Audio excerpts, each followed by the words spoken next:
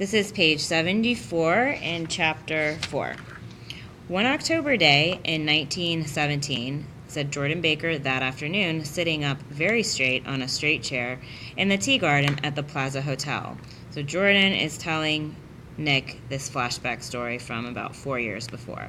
So Jordan says, I was walking along from one place to another, half on the sidewalks and half on the lawns.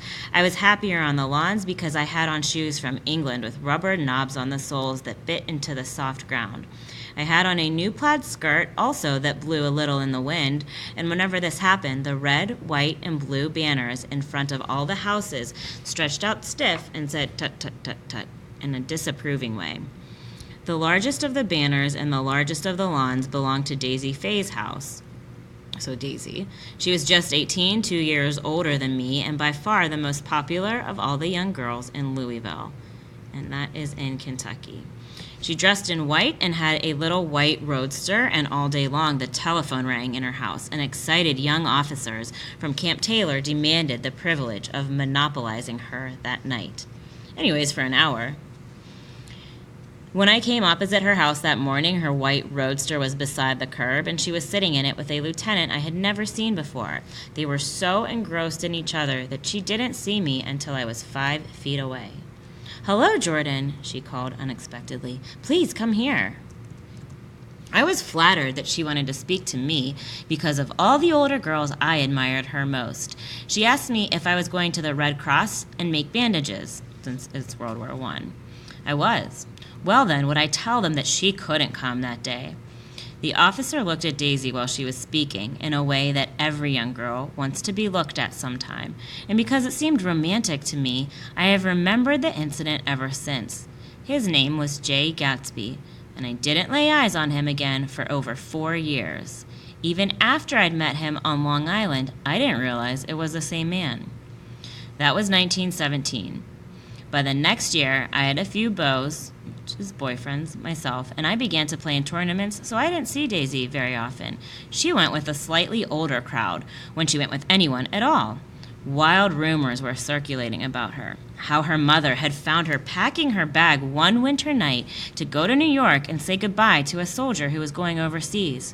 She was effectually prevented, but she wasn't on speaking terms with her family for several weeks.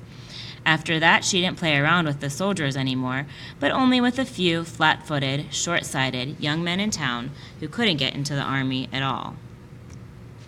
By the next autumn, she was gay again, gay as ever. She had a debut after the armistice, and in February, she was presumably engaged to a man from New Orleans. In June, she married Tom Buchanan of Chicago with more pomp and circumstance than Louisville ever knew before. He came down with 100 people in 4 private cars and hired a whole floor of the Mulbach Hotel, and the day before the wedding, he gave her a string of pearls valued at $350,000.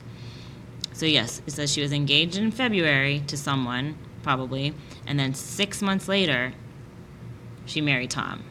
We don't know how they met. I was a bridesmaid. I came into her room half an hour before the bridal dinner and found her lying on her bed as lovely as the June night in her flowered dress, and as drunk as a monkey. She had a bottle of Sauterne in one hand and a letter in the other. "Gratulate me," she muttered. "Never had a drink before, but oh, how I do enjoy it." "What's the matter, Daisy?" I was scared, I can tell you. I'd never seen a girl like that before. "Here, dears." She groped around in a wastebasket she had with her on the bed and pulled out the string of pearls. "Take 'em downstairs and give 'em back to whoever they belong to. Tell 'em all Daisy's changed her mind. Say, Daisy's changed her mind." She began to cry. She cried and cried. I rushed out and found her mother's maid, and we locked the door and got her into a cold bath. She wouldn't let go of the letter. She took it into the tub with her and squeezed it up into a wet ball and only let me leave it in the soap dish when she saw that it was coming to pieces like snow. But she didn't say another word. We gave her spirits of ammonia and put ice on her forehead and hooked her back into her dress. And half an hour later, when we walked out of the room, the pearls were around her neck and the incident was over. Next day at 5 o'clock, she married Tom Buchanan without so much as a shiver and started off on 3 months' trip to the South Seas. I saw them in Santa Barbara, which is California, when they came back, and I thought I'd never seen a girl so mad about her husband. If he left the room for a minute, she'd look around uneasily and say, "Where's Tom gone?" and wear the most abstracted expression until she saw him coming in the door. She used to sit on the sand with his head in her lap by the hour, rubbing her fingers over his eyes and looking at him with unfathomable delight. So picture that in your mind and what that is telling you about Daisy and Tom. It was touching to see them together. It made you laugh in a hushed, fascinated way.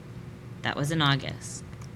A week after I left Santa Barbara, Tom ran into a wagon on the Ventura Road one night and ripped a front wheel off his car. So think about the other time you saw that. The girl who was with him got into the papers too because her arm was broken. She was one of the chambermaids in the Santa Barbara Hotel. So remember, in August, that was 3 months after they got married. The next April, Daisy had her little girl, and they went to France for a year. So then they left. I saw them one spring in Cannes and later in Deauville, and then they came back to Chicago to settle down. Daisy was popular in Chicago, as you know. They moved with a fast crowd, all of them young and rich and wild. But she came out with an absolutely perfect reputation, perhaps because she doesn't drink. It's a great advantage not to drink among hard-drinking people. You can hold your tongue, and moreover, you can time any little irregularity of your own so that everybody else is so blind that they don't see or care. Perhaps Daisy never went in for amour, which means love, at all. And yet there's something in that voice of hers. Well, about 6 weeks ago, she heard the name Gatsby for the first time in years. But remember, it's only been 4 years. It was when I asked you, do you remember, if you knew Gatsby in West Egg. After you had gone home, she came into my room and woke me up and said, "What Gatsby?"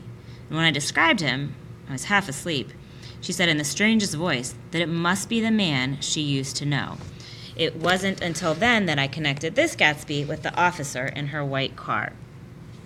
So think about this, right? That Gatsby has all those big parties. Everybody goes there. Everybody knows him. Pretty close to where Daisy lives, but she hasn't even heard the name. Again, even though there's really big, famous, wild parties, pretty close where hundreds of people go. All right, so here's page 78. When Jordan Baker had finished telling all this, we had left the plaza for half an hour and were driving in a Victoria through Central Park. The sun had gone down behind the tall apartments of the movie stars in the West 50s, and the clear voices of girls, already gathered like crickets on the grass, rose through the hot twilight. I'm the Sheik of Araby, your love belongs to me. At night when you're asleep, into your tent I'll creep. So that's like a song that the girls are singing. It was a strange coincidence, I said, but it wasn't a coincidence at all. Why not? Gatsby bought that house so that Daisy would be just across the bay. Then it had not been merely the stars to which he had aspired on that June night. Right, that very end of chapter 1. He came alive to me, delivered suddenly from the womb of his purposeless splendor. He wants to know, continued Jordan, if you'll invite Daisy to your house some afternoon and then let him come over. The modesty of the demand shook me. He had waited 5 years and bought a mansion where he dispensed starlight to casual moths so that he could come over some afternoon to a stranger's garden. Did I have to know all this before he could ask such a little thing? He's afraid. He's waited so long. He thought you might be offended. You see, he's a regular tough underneath it all. Something worried me. Why didn't he ask you to arrange a meeting? He wants her to see his house, she explained, and your house is right next door. Oh. I think he half expected her to wander into one of his parties some night, went on Jordan, but she never did. Then he began asking people casually if they knew her, and I was the first one he found. It was that night he sent for me at his dance, and you should have heard the elaborate way he worked up to it. Of course, I immediately suggested a luncheon in New York, and I thought he'd go mad. I don't want to do anything out of the way, he kept saying. I want to see her right next door. When I said you were a particular friend of Tom's, he started to abandon the whole idea. He doesn't know very much about Tom, though he says he's read a Chicago paper for years, just on the chance of catching a glimpse of Daisy's name. It was dark now, and as we dipped under a little bridge, I put my arm around Jordan's golden shoulder and drew her toward me and asked her to dinner. Suddenly, I wasn't thinking of Daisy and Gatsby anymore, but of this clean, hard, limited person who dealt in universal skepticism and who leaned back jauntily just within the circle of my arm. A phrase began to beat in my ears with a sort of heady excitement. There are only the pursued, the pursuing, the busy, and the tired. And Daisy ought to have something in her life, murmured Jordan to me. Does she want to see Gatsby? She's not to know about it. Gatsby doesn't want her to know. You're just supposed to invite her to tea. We passed a barrier of dark trees, and then the facade of 59th Street, a block of delicate pale light beamed down into the park. Unlike Gatsby and Tom Buchanan, I had no girl whose disembodied face floated along the dark cornices and building signs, and so I drew up the girl beside me, tightening my arms.